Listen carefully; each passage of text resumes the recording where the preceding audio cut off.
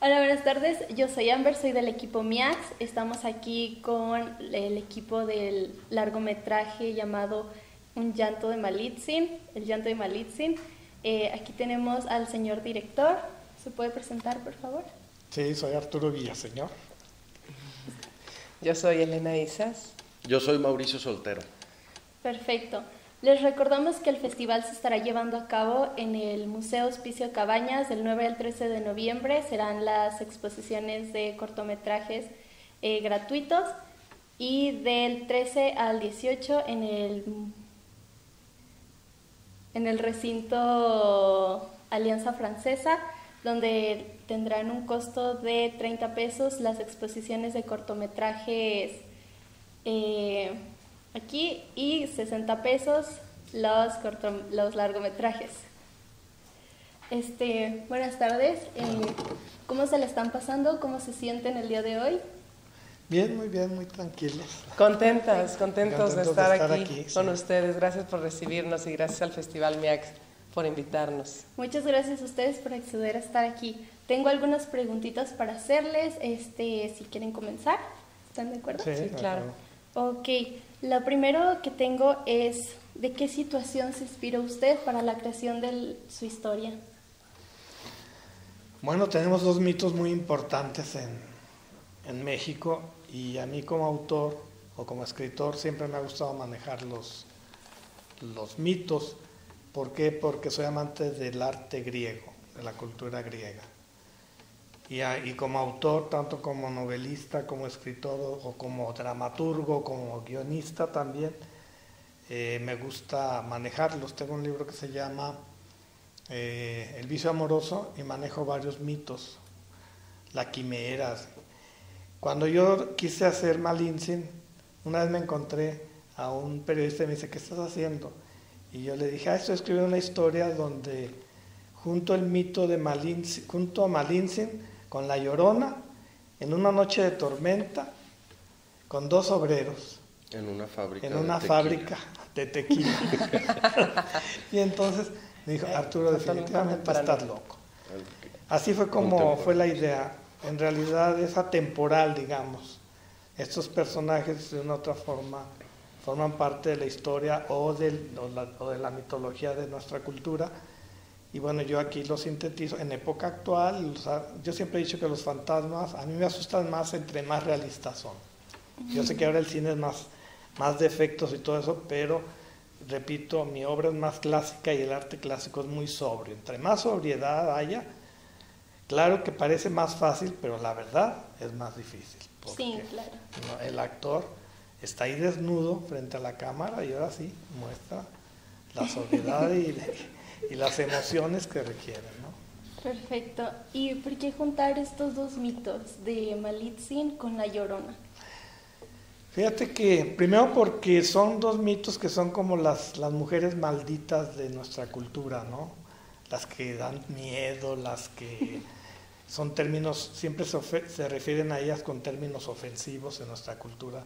Octavio Paz lo decía muy bien, la Malinche venía de lo de hija de la es decir, muy vituperados. Y una de las cosas que me interesó, y yo creo que en eso sí tuve que recurrir a los clásicos, en los clásicos no hay buenos ni malos. O sea, en el arte romántico están los buenos contra los malos. Eso es de todo el cine, el 90% del cine que vemos es así. Mi cine no tiene que ver con eso, tiene más que ver con el arte clásico. Y en el arte clásico no hay buenos ni malos, es más nietzscheano, es más allá del bien y del mal. Entonces sí hay una reivindicación de estos dos mitos, de estos dos personajes. Y bueno, ahora sí el público es el que lo decidirá. Sí es una película diferente a lo que la gente está acostumbrada a ver, pero creo que en la variedad está el gusto. Ok, muchas gracias. Una pregunta para usted. ¿Qué fue lo más difícil de representar, como lo dice el señor Arturo, a un personaje inspirado en estas mujeres que, como dice bien él, tienen esta controversia detrás de ellas? Sí, Amber, háblame de tú. Ok, perdón. Pues, en efecto fue un reto, pero también un regalo como actriz el tener la oportunidad de representar estos íconos y estos símbolos de feminismo, como son La Llorona y Malintzin, sin embargo, reivindicadas por el texto y por el guión que escribió Arturo, pues ahora sí que también fue un regalo. Como puedes ver, fue un cúmulo de emociones y sentimientos que me dio, o que me dio la oportunidad, que me dieron tanto Arturo como Rigo la oportunidad de participar en esta película, en El llanto de Malintzin. Y pues mi personaje Marina es riquísimo, y sí, en la tragedia un poco, pero a mí me encantó y me parece que fue muy bien llevado por la pluma de Arturo. Perfectísimo. Y para usted, pues, le detuvo usted. Me salieron canas así cuando dijo usted, me salieron canas. Para ti, ¿tu personaje de alguna manera te representa a ti, o sientes que fue totalmente algo fuera de tu zona de confort? No, fíjate que sí me siento muy identificado con ese personaje, porque es un personaje que tiene como establecidos sus valores y sus códigos éticos y sus tradiciones y cosas así. Sobre todo, es un empleado de una fábrica de tequila, y el vato pues ese sí está en su zona de confort con su compañero, el Memo, y de pronto se ven invadidos por un par de fantasmas ahí en la noche, en una noche lluviosa, y en lo que sí me siento identificado es que sus vidas cambian allí porque uno de estos fantasmas llega a desmontarles como los mitos que tienen sobre su propia forma de vivir, que es un trabajo donde se conforman, donde de alguna manera están siendo explotados por los tequileros, y vienen estos seres, especialmente la Malintzin que se aparece esa noche, como a confrontarlos. Vienen a ponerles en un predicamento si siguen allí o no. O sea, sobre su forma de vida, si se están conformando con ese empleo y cosas así. Eso creo que sí se parece a mí, porque para mí todo en la vida es un predicamento, y supone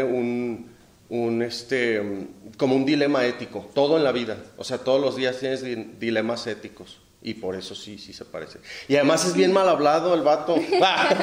Entonces sí, me sentí cómodo de eso, porque luego siento que hay como mucha censura, sobre todo en el cine. De hecho, tuvimos una controversia, ¿verdad? Cuando el texto decía, mi personaje tenía que decir, así no se puede, carajo. Y yo, carajo, ¿quién dice carajo? Mi abuelito decía carajo. No, entonces yo le propuse al director, bien atrevido yo, bien igualado, le dije, oye, pero yo ahí quiero decir, así no se puede, chingado, ¿no? Claro. Entonces en eso se parece a mí, el personaje. Al argot mexicano. Sí. Pues está muy bien que puedas apropiarte de tu personaje, y que no solo sea un personaje más, sino que lo hagas parte de ti. Está muy bien. Seguro que sí. ¿Cuál fue para usted, señor director, cómo inició su interés en este tema de los mitos mexicanos? ¿Cómo empezó? Los mitos universales, ¿no? Porque finalmente los mitos son una síntesis, desde las primeras obras de teatro, y vuelvo a lo mismo, a lo clásico, cómo nace el drama. Yo digo que el cine es una continuación del drama. Uno va al cine a que le cuenten historias, uno ve personajes que se desarrollan, esto, aquello. Y sin duda los más complejos son bueno, depende del tratamiento del mito. Los clásicos tienen muy claro de que el mito tiene que ser manejado de una manera muy compleja, o sea, que tenga partes nobles, partes desagradables, mientras que el arte romántico no, el arte romántico siempre tiene muy dividido el bien y el mal. O sea, en una película, estos son los buenos, estos son los malos. Eso es en toda mi obra, desde mis novelas. Hay gente que dice, es que la obra de Villaseñor no me gusta, porque como que la señora fue infiel con el esposo y no tuvo un castigo. Pues. O sea, todos esos discursos moralistas, el arte clásico no es moralista. Plantea la situación, la observa, es decir, si vemos una Llorona que mata a los hijos, si vemos una Malintzin que traicionó a su cultura, digamos, de entrada ya son personajes malos. Entonces, cuando tú agarras, le vas a dar un tratamiento clásico, tienes que quitarle lo bueno y lo malo y que presentes al ser humano. Eso es lo difícil. Quizás a nivel cinematográfico pudiera parecer más sencillo, repito, porque los griegos decían muy claro, entre más quites adornos y escenografías, más nos enfocamos en el ser humano. O sea, podría atreverme a decir que mi película va en contracorriente de la moda del cine actual. Pero el arte clásico, es curioso, ha prevalecido por los siglos. Exactamente. Y en relación a los personajes, ¿en qué se basó para su creación? ¿Cómo les dio este espíritu? Pues más que nada, Malintzin, mi idea era fundirla con La Llorona, y lo importante, como toda tragedia griega, pues vuelvo a lo mismo, porque es una tragedia el llanto de Malintzin. Tiene que haber un pueblo, entonces los personajes de los obreros representan al pueblo. Y tiene que haber un personaje, hay un personaje que es como surrealista, que digamos es casi como premonitorio, como alguien que pertenece más a la superestructura, a la ética, a los grandes valores, ¿no? Que está ahí confrontando continuamente a Malintzin. Entonces, es una obra, como toda obra griega, es muy simbólica, está plagada la obra de simbolismos, y los personajes mismos están muy específicos en su simbología. En este caso, con los actores, tanto Rigo como Mauricio, vi que entendieron muy bien cómo eran sus personajes. Y yo soy muy flexible como director, no soy el escritor que dice, no, tienes que decirlo tal y como yo lo escribí. Pero en el caso de Marina y del otro personaje, del alter ego, el personaje surrealista, ahí sí les exigí que fuera muy preciso, porque el lenguaje es poético, es metafórico. Está muy bien pensada cada palabra, estructurada. Los otros personajes son pueblo, ellos sí hablan así, si lo modernizaron o lo actualizaron, que yo lo escribí en el 90. Entonces, ahí sí permití. Pero para la pobre de Elena le dije, no, tal cual está ahí. Elena, ¿para ti fue difícil o fue complicado seguir mucho este papel en base a lo que Arturo te pedía? ¿O crees que fue un poco más sencillo? O sea, estaba... No, bueno, como lo comenta, bueno, en cuestión de diálogo debía de ser textual, pues, aunque en cuestión de diálogo tenía que ser textual, pues lo que hicimos fue, hay una musicalidad que los grandes autores utilizaban para hacer que sus actores de manera más práctica se aprendieran el texto. Y es como un secreto, una letra te lleva a la otra y es por consonante, y bueno, es una técnica. Y Arturo escribe así. Entonces creo que tuve poco tiempo para aprenderme el texto, porque fui la última en ingresar al equipo del llanto de Malintzin, y pues yo creo que tuve como unos 15 días para aprenderme el guión, pero gracias a la habilidad a la buena pluma de Arturo, te digo, eso fue muy sencillo. Y también pues en acción, pues no, creo que por parte del texto no, sí es un reto, pero creo que me fue bastante sencillo, porque está bastante bien escrito y estructurado. Entonces una idea y una acción te lleva a la otra y el texto va saliendo solo para mí. Y bueno, y donde sí las emociones, los sentimientos, el control, el llevar, y pues eso fue un regalo. Sí, hay veces que los actores, bueno, al menos para mí, yo digo que para mí la actuación, el tener el privilegio de poder actuar y poder hacer lo que a uno le nace, que en este caso es actuar, para mí es un regalo y es mi psicólogo. Es la manera en que puedes sacar todas las frustraciones, todos los sentimientos, e identificarte un poco con el sentimiento de tu personaje en ese momento, ¿no? Por ejemplo, la terrible pérdida de un hijo. Digo, bendito Dios, nunca me ha pasado, pero tengo una hija, entonces el simple hecho de imaginarlo ya te lleva a poderlo digerir y tal vez también proyectar, ¿no? Y como efectivamente lo dice Arturo, él trató de hacerlo bastante humano y bastante contemporáneo, pues cualquiera se identifica con una tragedia griega. Creo que todos los humanos tenemos estos sentimientos enraizados desde que nacemos, ¿no? El amor, la ira, la pérdida, sí. Entonces, pues bueno, fue muy bonito en general. Muchas gracias, Elena. A ti, Ana. Para ti, de tu personaje, ¿crees que para el espectador sería fácil empatizar con él o crees que no lo tendrían muy a consideración?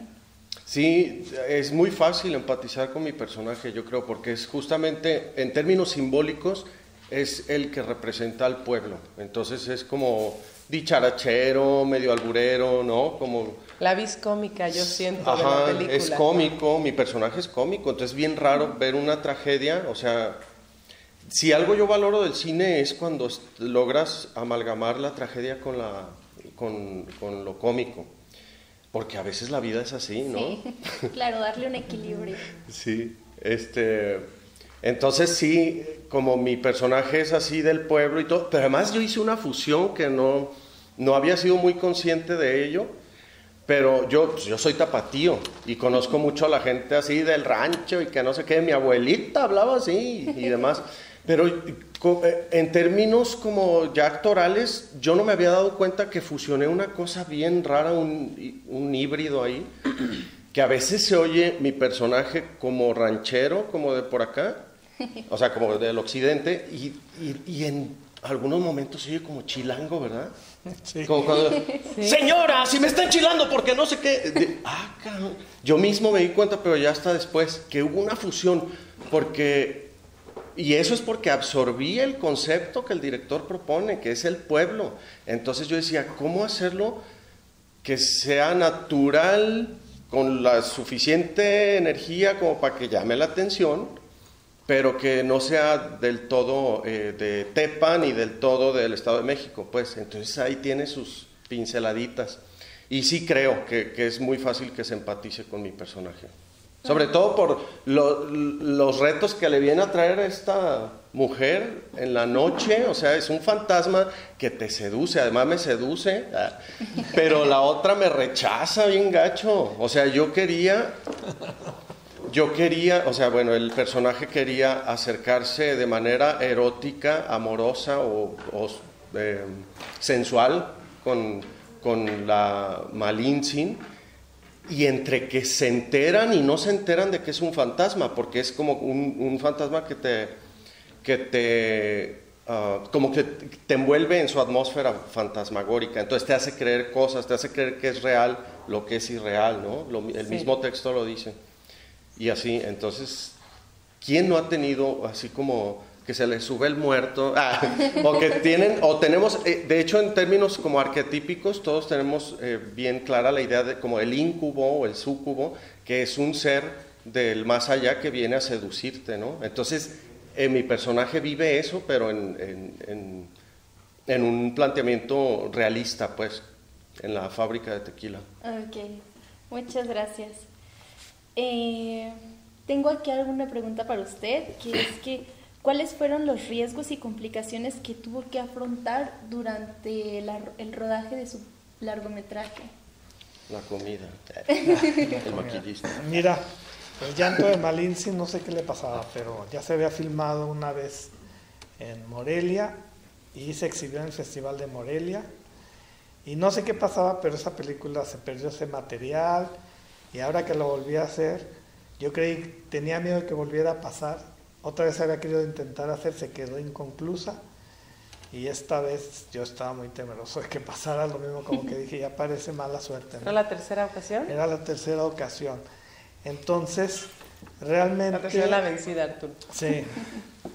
Creo que las limitaciones como director, más que nada, fue como es una película con muy bajo presupuesto, prácticamente el mínimo necesario, y también me dieron los días de filmación en la fábrica, los mínimos necesarios. Entonces sí, una historia tan compleja, tener que filmarla en 12 días, no fue fácil. Sí fue muy pesado, yo creo que para mí y para todo el equipo. Pero de ahí en más, el equipo, como se conformó de una manera esplendorosa. Había una cordialidad entre todos, se apoyaban unos a otros, entusiasmo, y yo creo que gracias a eso la película salió. Porque yo sí creo, yo a veces digo, nosotros los directores decimos, yo hice una película, no es cierto, la hacemos entre todos. Y la verdad es que las películas son muy raras. Uno cree que hace las películas, pero no. Ellas te hacen, sí, son te tantos toman. elementos, que llueve, que la actriz se accidentó, que no sé, o sea, miles de detalles que realmente cuando uno ve una película terminada, eso es lo que uno y lo que uno pensó, creyó, realmente ya es poco, pero termina ganándote la colaboración de todo el equipo. Claro. Sí.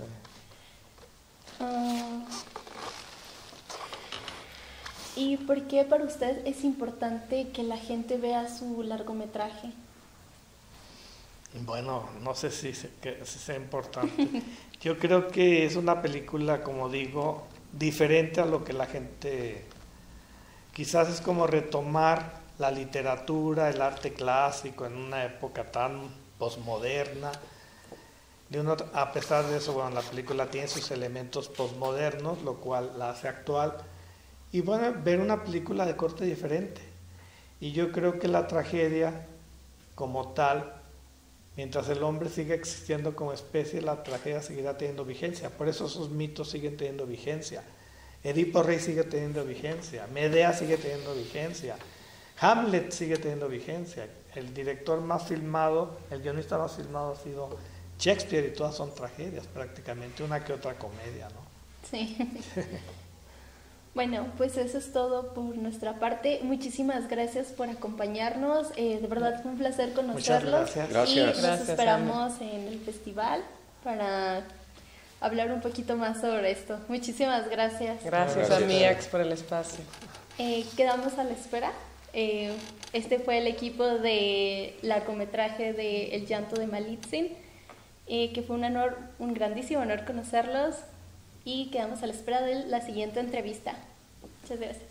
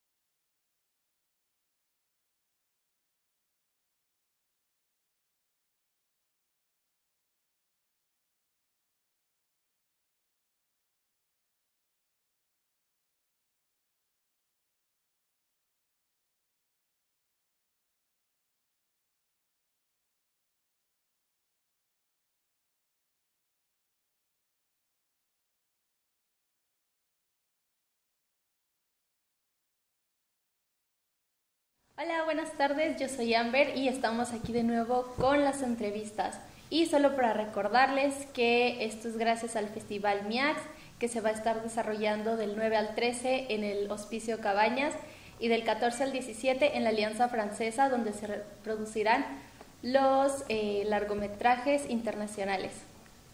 Ok, estamos aquí con el equipo de producción del cortometraje Nala. ¿Se pueden presentar, por favor? Claro, pues mucho gusto. Mi nombre es Rodrigo Jordán y soy el director y escritor del proyecto. Soy Yusef, el productor del proyecto. Constanza García de Quevedo, dirección de arte. Soy Diego, fui asistente de dirección. Soy Daniel Mora y soy el director de fotografía del proyecto. Muchísimas gracias por estar aquí. ¿Cómo se sienten el día de hoy? Pues emocionados y la neta pues agradecidos, ¿no? Pues, por haber contemplado el cortometraje, cualquier forma de reproducción del evento, del cortometraje es muy, pues agradece mucho la oportunidad de que la gente pueda verlo y sobre todo pues una pantalla pues muy grande, ¿no? Que nos tocó. Muchas gracias. Para empezar, ¿cuál fue tu inspiración para crear esta historia? Bueno, pues inspiración. Es que Nala fue un proyecto muy divertido, o más bien que dio muchas vueltas, que al inicio pues, sí fue un poquillo frustrante, pero ya ahorita pues ya ves el pasado y te ríes un poco. Nala inicialmente iba a ser, yo lo escribí para que otra persona lo dirigiera. Yo tengo un problema como escritor, por así decirlo, en el que desde que comienzo a escribir una historia ya la comienzo a pensar y desarrollarla y cómo se va a ver en la pantalla, entonces me vuelvo un poco egoísta en el proyecto, ¿no? Entonces, pues llegó el momento de entregarla, se entregó. Más que nada, al final, pues las cosas dieron vuelta y pues tuve la suerte de dirigir mi propio guión, lo cual pues estuvo muy chido. Y inspiración, pues yo creo que más que inspiración fue como una frustración, en el sentido en el que yo en ese tiempo yo trabajaba en una empresa la cual no me respetaba laboralmente, me pagaba una basura, y era estar horas ahí echando pues golpes. Y más que nada yo había olvidado como mi parte, ahora sí, cineasta, que fue mi carrera como tal, que fue lo que estudié cine en el CAP. Saludos al CAP. Y pues dije, güey, pues olvidé lo que es hacer cine, olvidé lo que es estar en producción, porque comenzó la pandemia y la última producción que tuvimos fue fotografiada igual por Daniel, que fue Huasco, que fue también una idea original de él con otro compañero que se llama Julio César. Y fue la última producción que tuve yo cuando comenzó la pandemia, ¿no? Pasaron los años, 2 años, y pues ya tienes esta necesidad de producir otra vez, ¿no? Entonces salió Nala, regresamos a producir, me tocó dirigir, fueron muchas vueltas. Entonces como que toda esta frustración que tenía por ese trabajo, por la pandemia y todo, como que lo traté de resumir en una sola forma y salió Nala, ¿no? Más que nada. Está bastante bien. ¿Fue fácil o difícil para ti iniciar con este proyecto? Pues la verdad, la escaleta fue muy fácil.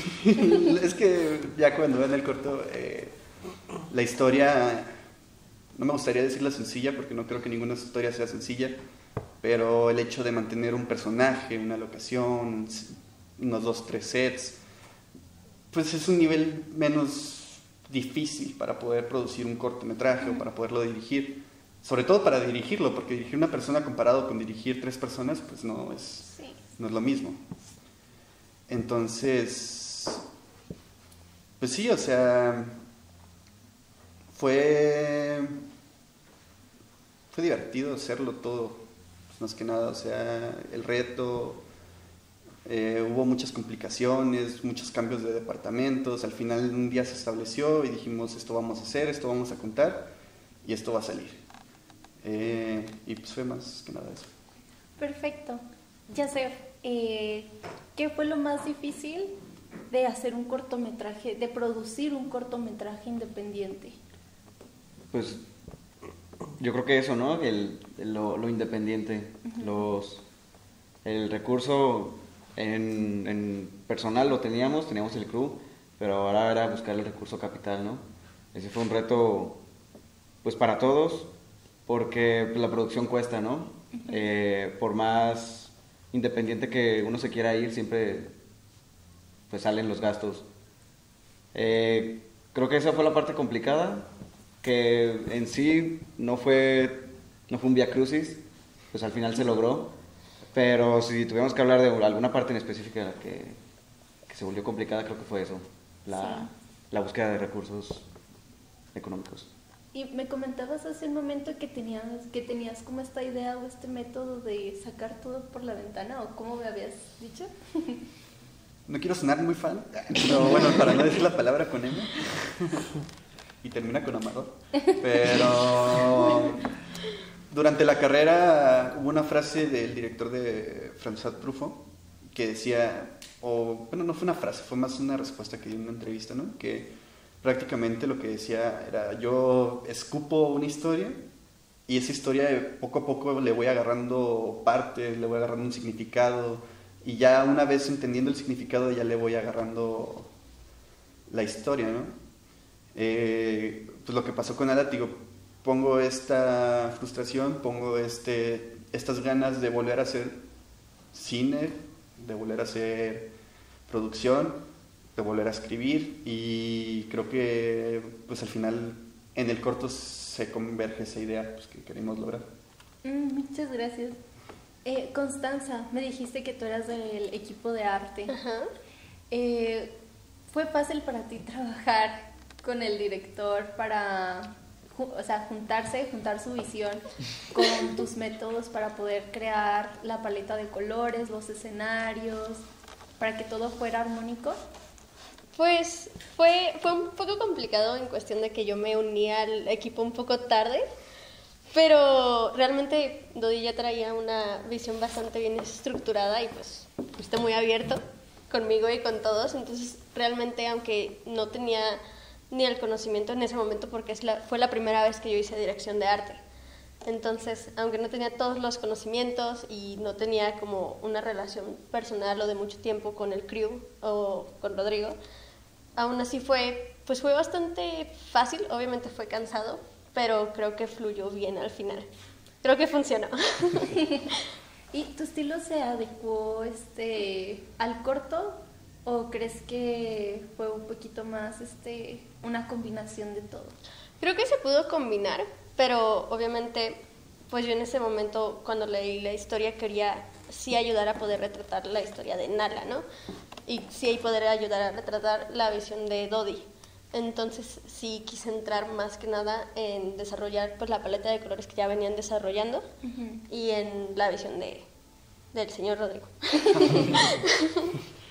Señor. ¿Cómo fue trabajar con tu crew? ¿Los consideras...? Son una bola de flojos. No, es cierto. ¿Sí o qué? No, pues prácticamente con todos ya había trabajado. Constanza ha sido como nos conocimos en ese proyecto, por eso, pues sí, nos conocimos en ese proyecto. Nunca me había tocado tener el papel de dirección y que Daniel fuera mi director de fotografía. Tuvimos un proyecto que era era un documental de bomberos, Daniel y yo, y eran dos fotógrafos, era Jonathan Salvatierra y Daniel, entonces se dividieron el proyecto. Ah, no, fue mi tesis también, ¿verdad? Sí, hicimos todo, güey. Y así de que... Ah, gracias. También mi tesis me ayudó con la fotografía, Daniel, que fue también un falso documental, entonces ahí tuvimos eso. Entonces, con Daniel, que creo que fuimos con los que comenzamos el proyecto como tal, pues sí fue como que aquí vamos a lanzar esto, queremos hacer esto. Luego llegó Joseph ya en producción, ya fue como que establecimos más las cabecillas. Llegó Diego, a ayudarnos con la asistencia de dirección y todo el rollo de los planes. Y ya después ya llegó Constanza y sí tuvimos un tiempo para poder hablar, poder desarrollar el proyecto y poderlo sacar de la mejor forma, ¿no? Perfecto. Para el director de fotografía, ¿para ti los escenarios fueron difíciles de encontrar? ¿Te sentiste como expuesto o te gustó como la visión que Rodrigo tenía? ¿Lo sentiste como que quedara con también lo que tú también querías presentar? Pues el proceso de la creación de todo el cortometraje fue algo como que llevamos muy de la mano porque era, no sé, a mí me gusta, soy una persona que me gusta enamorarme demasiado de los proyectos y cuando me meto en algo es como de que no puedo dejar de pensar en eso. Y siempre era como de que le decía a Dodi, así como de que, oye, hay que vernos, y de que, no puedo, de que mínimo hay que echarnos una cerveza o algo así para pues estar platicando y estar generando nuevas ideas para el proyecto y cuestiones así. Y pues era como de estarle dando y dando y dando el proyecto para que pues se nos estuvieran ocurriendo nuevas ideas. Y ya en un momento dado yo le decía también a Dodi cuando estábamos en pre, de que oye güey, si en dado caso no se pudiera hacer este plano, ¿cómo lo sustituiríamos? O de que si en dado caso no se pudiera hacer este movimiento, ¿qué pensarías?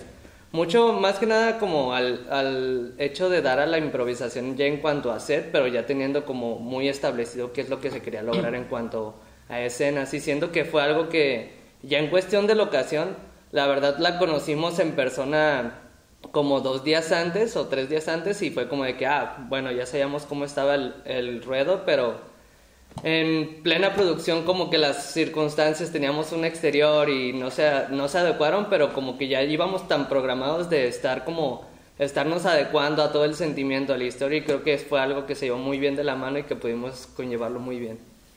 Vi la fotografía del cortometraje, me gustó muchísimo. Y la paleta de color también, estuvo muy buena. Y lo que me dices de que fueron a visitar los lugares 3 días antes, ¿no fue muy difícil para ti como pensar en planos mientras veías los lugares? O sea, ¿fue más fácil? Pues es que ya teníamos como fotos de la locación y teníamos más o menos de que, mira, esto se va a tirar aquí y acá. Y fue más que nada como medir distancias y estar como adecuándonos pues más que nada a la locación. Pero no, en realidad fue algo como que ya teníamos como algo previsto y ya nomás se adecuó a eso. Perfecto. De hecho, algo para complementar del plano final, que era como el que más nos tenía como... por la dificultad del plano, porque era un dolly out, pero igual teníamos que hacer un desastre, ¿no? Con la luz. Literalmente. Pero hicimos un ensayo de cámaras antes, pues el lugar donde ensayamos la cámara se adecuó. Y uno de mis miedos era de que vamos a llegar a una locación, pero a ver si se adecua a lo que necesitamos, y tuvimos la suerte de que la casa o la locación que tuvimos se adecuó perfectamente para este plano, entonces creo que es un punto como que se cumplió muy chilo, pues sí fue como el objetivo y ver ese plano, que fue un pedo tirarlo, pero al final salió muy chido.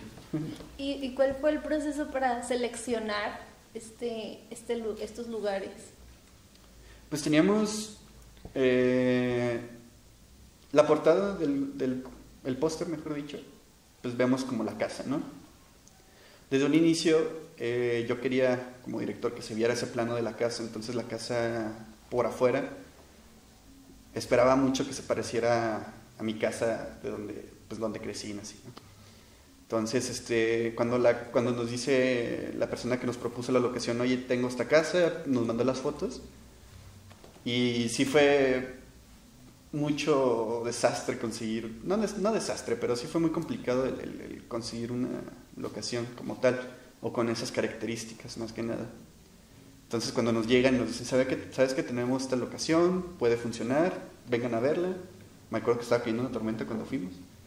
Llegamos, muy lejos, por cierto. Llegamos, vimos la locación y creo que viendo la locación fue como que esta casa tiene que ser. Y perfecto. Fue como, quedó justo. Para el asistente de dirección, ¿para ti qué fue lo más divertido de ser parte de dirigir este cortometraje? Pues prácticamente trabajar a la mano con el Dodi. Hubo mucho caos en cuanto al clima, principalmente, ¿no? Que nosotros ya teníamos como el plan de rodaje y el shooting listo, adecuándonos también a las horas, ¿no? Porque teníamos exteriores, pero no contábamos con la lluvia, entonces tuvimos que cambiar una escena por otra, pues hacer un movidero ahí, ¿no? Que pues eso nos empezó a atrasar en tiempos, pero claro, pues sabíamos que pues tenían que salir los tiros, ¿no? Entonces creo que eso fue lo divertido y lo estresante, que pues prácticamente Dodi y yo nos estábamos pegando el tiro, a ver, ¿qué movemos? Ok, lo pasamos acá y acá, no, pero dura tanto, entonces fue como ese rush de poder acomodar el shooting y que todo saliera pues lo más a tiempo posible, ¿no? Pero pues obviamente por esos cambios pues hubieron retrasos, pero creo que se pudo adecuar bien y que todo saliera como se tenía planeado lo más cercano posible, ¿no? Justo eso te iba a preguntar, como ¿no tuvieron roces durante la filmación? Es normal. Claro, pero... Sí, en el último plano ya todos pues ya. me estaban diciendo, no, es que ya es la última vez que lo vamos a hacer. Y yo así de que no, pues es que no es la última vez, o sea, de que tiene que salir o el corto no sale, o sea, tiene que salir el plano, si no, no nos vamos de aquí. Y todos estaban ahí, y pues ya al final se resolvió, pero sí era Hubo un momento muy chistoso al final de la producción, porque pues la casa que teníamos era pues, la casa del tío de uno de la producción, ¿no? Entonces pues ya era domingo, bueno, ya era lunes prácticamente, lunes como a las 2 de la mañana, y nos dice nuestro amigo, bueno, el director de sonido, Alex, que no pudo venir hoy, oigan, pues mi tío ya se tiene que ir a dormir, ¿no? Y todos estamos como que calladitos, así, acción, y corte, y no salió el plano, no salió el salto atrás. Y eso estuvo muy chistoso ya, como al final, ¿no? Todos bien desvelados, pero divertido. Sí. ¿Cuál es la visión que tienen en general sobre el proyecto?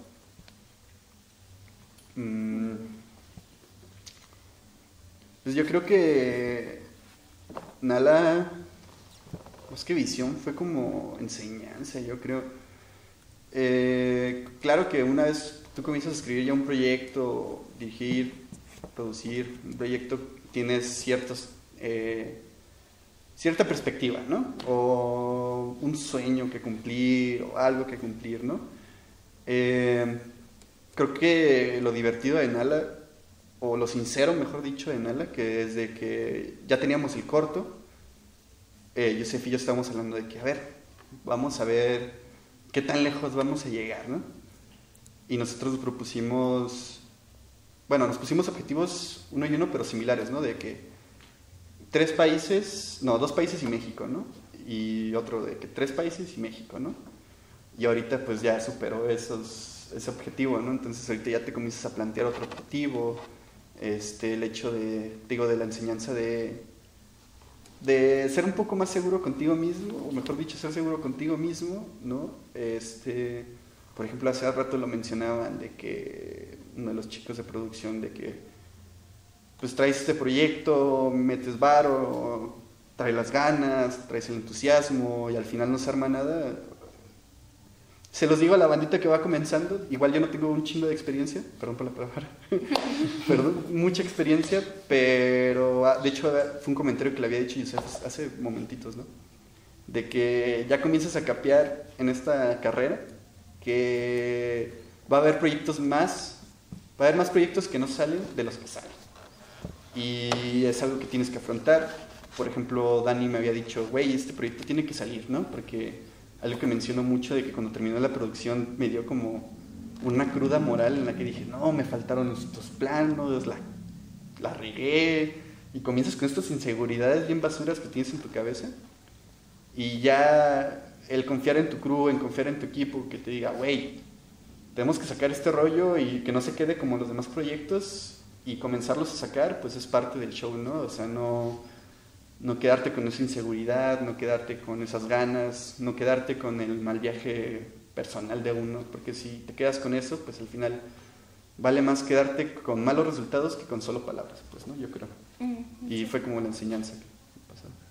Sí, muchas gracias. Vamos a dar un espacio para que nuestro público les haga alguna pregunta. ¿Alguien del espacio tiene alguna duda o pregunta que les gustaría hacer al equipo de Nala? Pues a mí me gustaría saber qué esperan después de esto. Digo, ¿van a seguir trabajando en conjunto o ya prácticamente es como el único proyecto que quieren realizar? Pues no, pues sí tenemos muchos proyectos. Lo que decía al inicio, o sea, creo que es la primera vez que, o al menos digo, yo como director tengo a todo este crew establecido, tenemos este crew establecido de Yusef productor, yo director, Dani fotógrafo, como esta primera familia, por así decirlo, con este corte. Ahorita tenemos otro proyecto que se llaman Los Pookies, que es un proyecto que ya llevo tratando de escribir, ya se escribió, ya está el guión, ya estamos en preproducción, en el que vamos a seguir gran parte del crew de Nala, se van a incluir más gente, pues ya ven cómo se mueven los proyectos, ¿no? Y pues es uno de los proyectos que tenemos a futuro, el proyecto de Desconocido, que es dirigido por Gocha, y pues La Vaca Grande, que es el proyecto de Imer, es un documental aquí de Yusef. Y pues sí, o sea, pues más que crew, somos una familia. No, pero sí, vamos a seguir trabajando juntos, independientemente del rol que tenga cada quien, y pues a darle. Pues al final ese es el objetivo, ¿no? Crear una industria en este país. Pues sí, como tú. Y creo que también un poco, complementando un poco lo de Dodi, un poco de la visión que tenemos ahorita con Nala. Primero, pues se agradecen todos los espacios de proyección, ¿no? Que es lo que uno quiere, exponer su trabajo, más allá de la competencia, que pues también está chido ese juego, ese intercambio, esa dinámica. Y pues vamos a seguir buscando ese tipo de espacios, ¿no? Como aquí en el Festival MIAX, buscando esa pantalla grande y seguirlo proyectando. Ya ha tenido, como dijo Dodi, varias proyecciones en diferentes países. En el MIAX sería la segunda proyección aquí en Guadalajara. La primera fue en un foro, pero pues estuvo lleno, estuvo chido, también hubo un intercambio de palabras. Y pues creo que es lo que nos favorece a todos como industria, ¿no?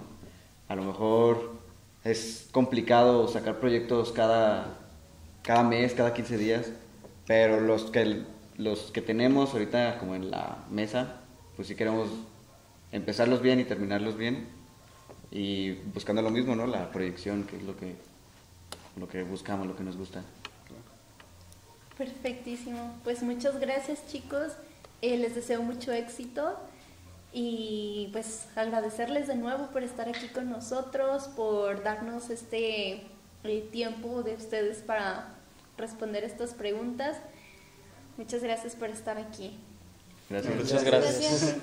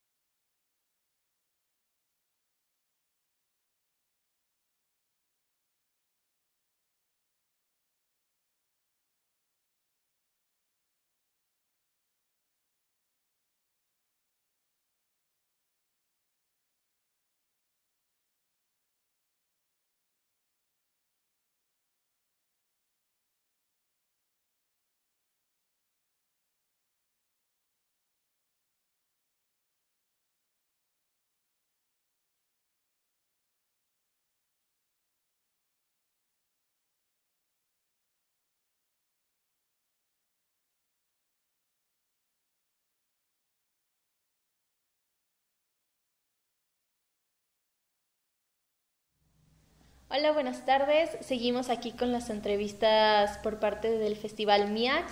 En esta ocasión tenemos a Alejandro Ley, director de Fragor, que es un cortometraje jalisciense. ¿Qué fue lo que te inspiró o que te hizo decir quiero hacer esto? pues Fragor es una mezcla de dos géneros. Es un cortometraje que es un western y es un thriller. Yo personalmente creo que son como géneros que no se abordan en cortometraje muy seguido. Casi siempre veía como muchas cosas de terror o de drama, entonces quería hacer como algo muy, muy distinto. Y la historia nació, ahorita que estábamos platicando, porque mi mamá me contaba de un pueblo privado, de una fábrica que se llama Tenquique, que el pueblo estaba como en ruinas, y hablaba de cómo ella iba cuando era joven a ese pueblo, y luego hubo una inundación y quedó en ruinas el pueblo. Entonces un día estábamos en la carretera y llegué a ese pueblo y como que me empecé a imaginar todo lo que fue antes y cómo funcionaba y todo eso. Entonces justo escribí la historia basada en esa locación, que al final no fue esa, pero fue como la base del pasado y de cómo se conecta el pasado con lo que eres ahora en el presente, ¿no? Claro. Y para empezar a hacer este cortometraje, ¿tuviste alguna dificultad? Algo que no te hubiera permitido, o que si tú no te hubieras dejado, no te hubiera permitido seguir con él? Pues nos cancelaron la locación un día antes. O sea, justo hablando de esto, hicimos todo un scouting, hicimos todo perfecto para que ya quedara esta locación. Y al final, pues por un tema ahí medio shady, que tenía que ver con cosas que hay mucho en Jalisco, sí. nos dijeron que no podíamos grabar y ya tenemos todo. Y pues se tuvo que posponer el rodaje pues, semanas o meses para que fuera uno de las tantas cosas que pasaron, que fueron como obstáculos para que saliera. De hecho, algo interesante que me comentabas es que juntas el género thriller con el western. Uh-huh. ¿Fue difícil para ti combinar estos dos géneros o piensas que fue un poco más cómodo para ti? Pues, o sea, en realidad yo siempre he sido productor y decía como, pues la base es tener buenos valores de producción, o sea, cosas que se vean bien a cuadro. Y la película que me hizo como querer dirigir y como meterme al cine fue El bueno, el malo y el feo, que es como mi película que me cambió la vida. Y a partir de ahí lo mezclé un poco como con lo que yo quería contar y creé como esta historia como muy cíclica, donde sí tiene un poquito de fantasía, muy poquito, pero más que nada era como hablar de esta realidad que no se habla. Tiene un contexto ahí medio oscuro de cosas que pasan en los pueblos que nadie dice, ¿no? O sea, creo que nosotros estamos como muy acostumbrados a dramas citadinos y de cosas que están pasando en la ciudad, pero yo siento que en las afueras y en esos como lugares es donde se viven en verdad como cosas pues más dramáticas. Sí, claro, y se abre más la gente de las personas que vivimos aquí en la ciudad y vemos a las personas que viven en los pueblos como más tranquilas. Y en realidad pues tiene todo un trasfondo, ¿no? Claro. Y por ejemplo, dentro de este género thriller, ¿fue difícil para ti como concebirlo de tu mente? Porque sabemos que, por lo menos aquí en México, no es como que se maneje mucho el thriller. Claro. Pues en realidad creo que mi proceso de escritura y cómo se crean las historias en general, y es algo que yo lo he hablado con varios amigos escritores, es que tienen una imagen muy clara, ¿no? Es una imagen de lo que sea, que se sitúa en algún punto de la trama, ya sea al principio o al final. En mi caso eran 3 caballos rojos de madera, o sea, 3 caballos rojos en un lugar en ruinas, y a partir de ahí solo acomodaba las cosas, ¿no? En el corto, pues, en algún momento aparecen esos 3 caballos cegados cerca del final. Entonces solo era construir el antes y el después, cómo llegaron los caballos ahí, qué relevancia tienen a la historia, por qué están nuevos esos caballos y todo lo demás están ruinas, como todo eso fue como lo que me dio como para escribir todo eso. Entonces siempre que escribo aplico la misma, que es esta imagen muy contundente, muy fuerte, en qué punto va, y de ahí escribe el antes y escribe el después. Perfecto. Y ¿Cuál fue tu proceso creativo para, pues, decirlo así, la creación de tu personaje principal y de su mundo? Pues la verdad es que Adán es un personaje muy complejo. A mí no me gustan mucho los diálogos. Creo que para diálogo pues mejor te vas al teatro. Entonces nuestro personaje principal nunca habla.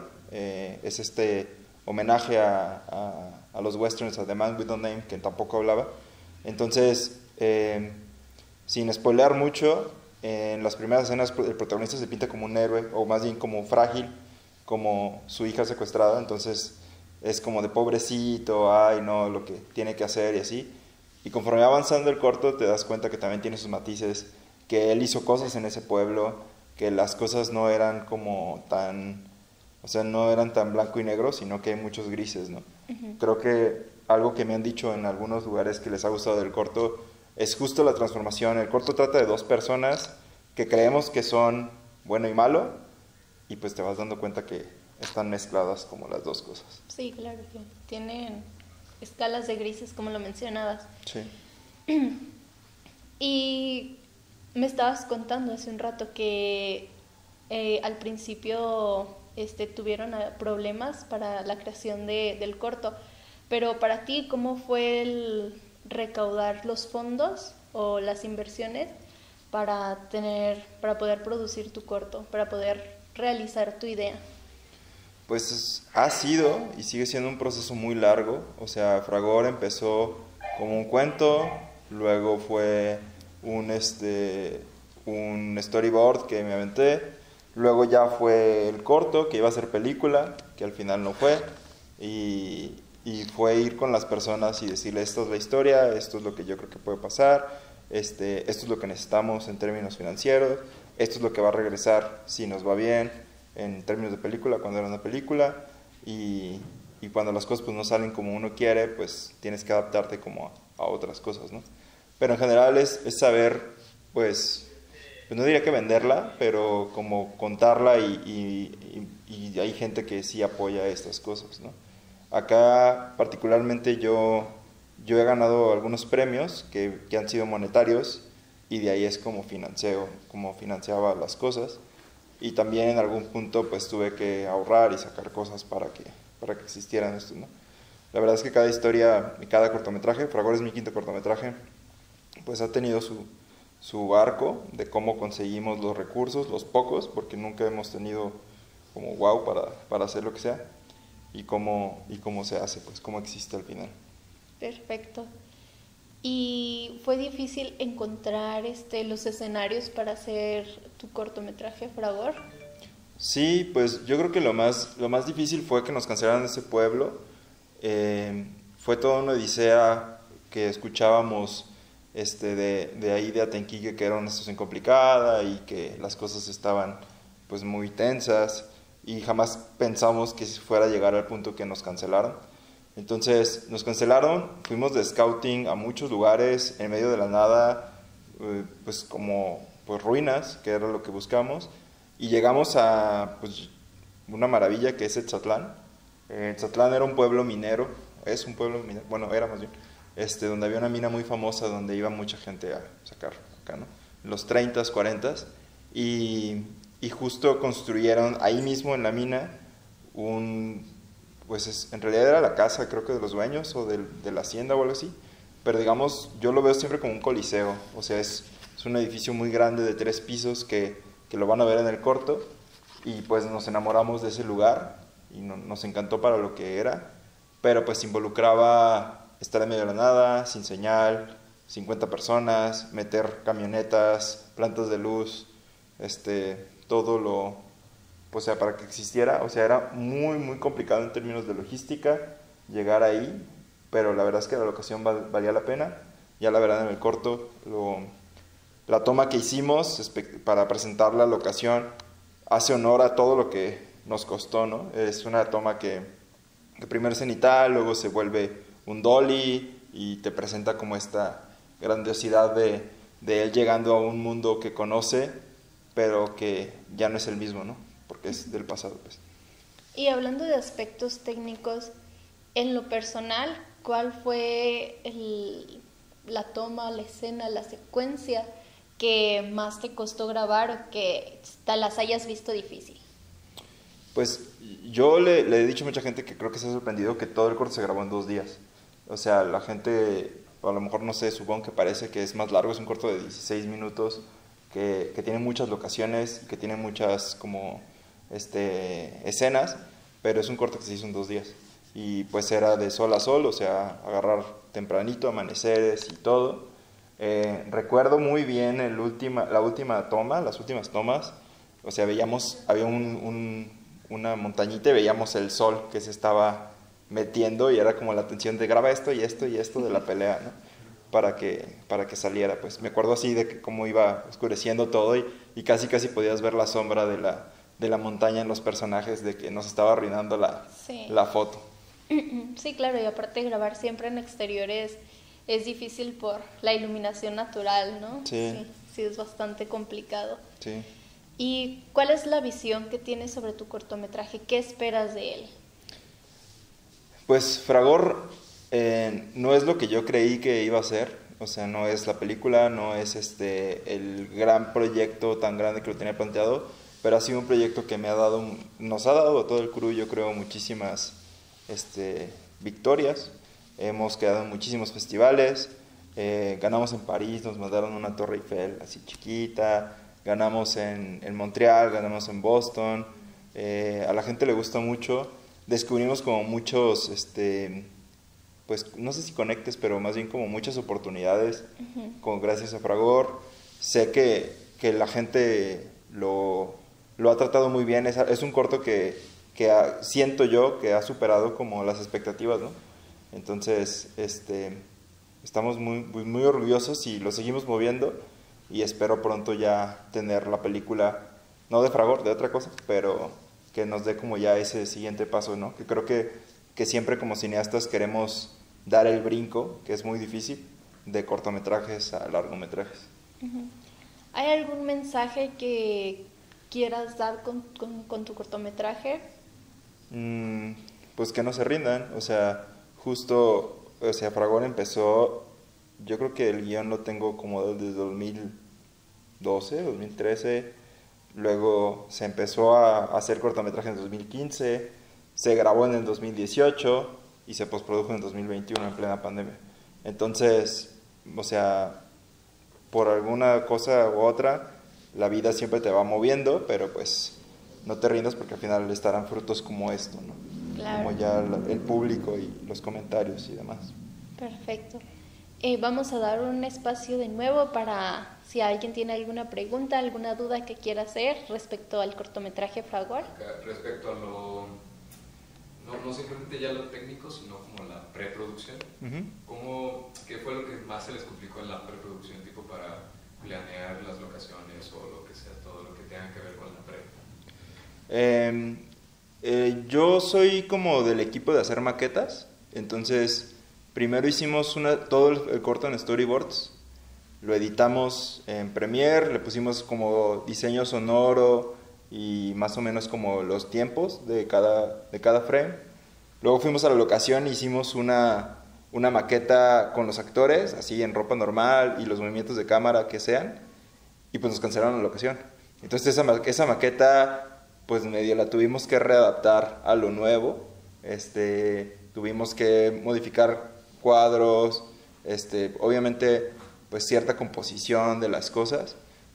Si ven Fragor van a ver que la cámara se mueve mucho, es algo que a mí me gusta desde el principio, ¿no? Creo que la cámara es el personaje más importante, entonces pues hay muchos recorridos de dollies y de grúas y demás, entonces era como como rehacer eso, fue un tema en términos de producción y de preproducción, y también pues nosotros en ese pueblo, en el de Atenquique, ya les habíamos pagado a la gente que iba a cocinar, a los hospedajes y todo eso, y pues valió. Entonces pues ya fue como de, pues ya no podemos hacer nada y era empezar de cero, ¿no? Y pues obviamente esa es una pérdida pues de recursos, de dinero y de todo.